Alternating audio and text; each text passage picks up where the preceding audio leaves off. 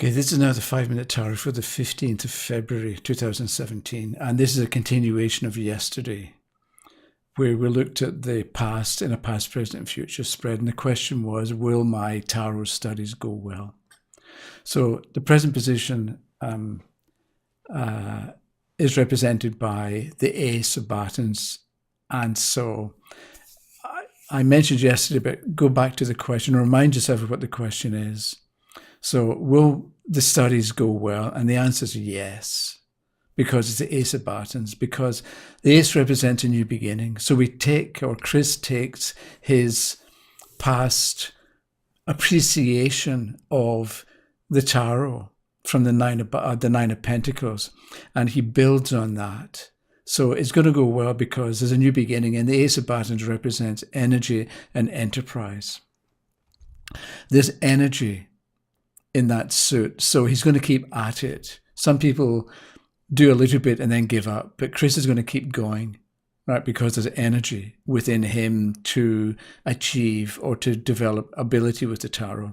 And it's also, the suit of Batons represents enterprise as well. So Chris is enterprising, which means in this case that he's going to be imaginative, and he's going to look everywhere, and he's going to make connections that maybe other people wouldn't make. So it looks good for now and into the future, because that's the thing. We're going to get to the Five of Pentacles that was the one for the future that he didn't like. But if you take that 9 and the Ace together, that's who is moving into the future. It's a bit like if you've got, let's say, a brand new Rolls Royce car, and you're moving into and you're driving it, you can move ahead with confidence because the car's probably not going to break down. And that's like the Nine of Pentacles and the Ace of Batons in terms of comfort level. Whereas if you buy this beat up old 20-year-old broken down car, and you're driving that into the future, it's more worrisome because it could break down and you're going to get stuck at the side of the road. So with the Nine of Pentacles and the Ace together, Chris can move ahead with confidence. So it's going to, and also that Ace of Batons, in an earlier video, we discussed, or I talked about the hand holding the baton can be the hand of God. Right. So it's a bit like Chris now with the Ace of Batons. He is being, and for a while into the future, he's going to be guided by this inner power, inner understanding, interior wisdom, whatever you want to call it, because we don't want to get religious, but you may, if you're brought up in the West, you may be Christian. So you've heard the Lord's Prayer, Our Father which art in heaven. And you've probably seen it in movies anyway, or TV shows, because it's quite common. But the Father that is being referred to, that you're praying to, isn't some old white guy with a long beard up in heaven. The Father that you're referring to is your own mind. Because we ought to understand that we have within us all knowledge and all ability, so we can actually have things come about the way we want.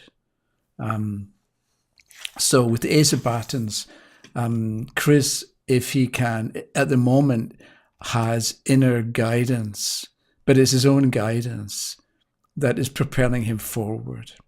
So then we get the Five of Coins in the future, and this is what concerns him because it shows the couple in the snow, and it's kind of a bad card. But as it happens, we've got the 9 in the past and the Ace. We've got a 1 in the present, and 5, the Five of Coins, the number 5 happens to be the midpoint of 1 and 9, which might be telling Chris his future, because the Five of Pentacles is the card for the future. His future is the middle ground between past knowledge, represented by the Nine of Pentacles, and present enthusiasm, the Ace of Batons.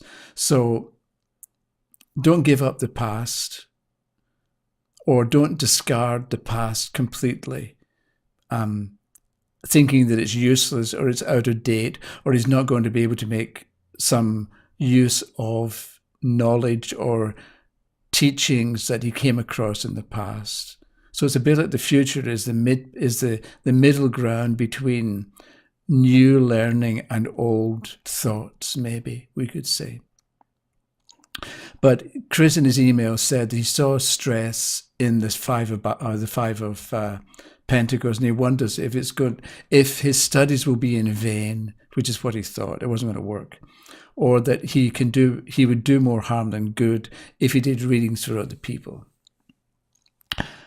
So if we look at the picture in the card, we've got the people trudging along in the snow, but there's light and warmth in the building beside them. So again, if we remember the question, will Chris's studies go well? The answer is yes, because he may be in the cold, but the light and the warmth are right beside him. So relax.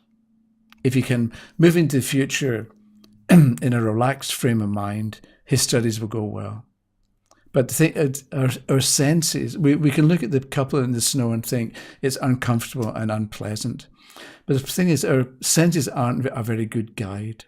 And at the moment, when I go to Toronto to babysit or to look after my grandson, I leave early in the morning. And last week, it was like 7 o'clock, and it was like -18 waiting at the bus stop. I take the bus to the train.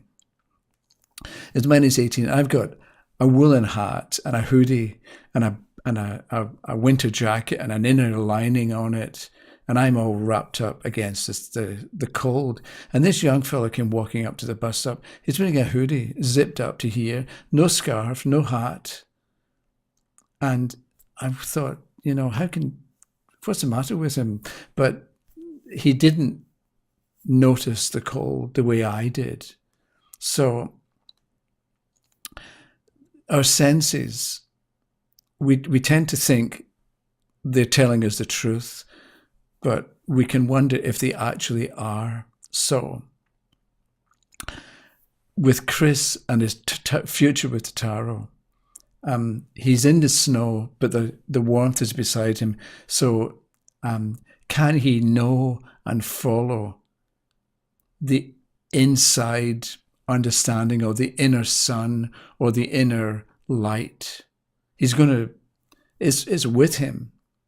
Can he pay attention to it? Or is he going to be distracted by his senses that give him some kind of knowledge or information, but it's not as dependable as his inner insight, we could say.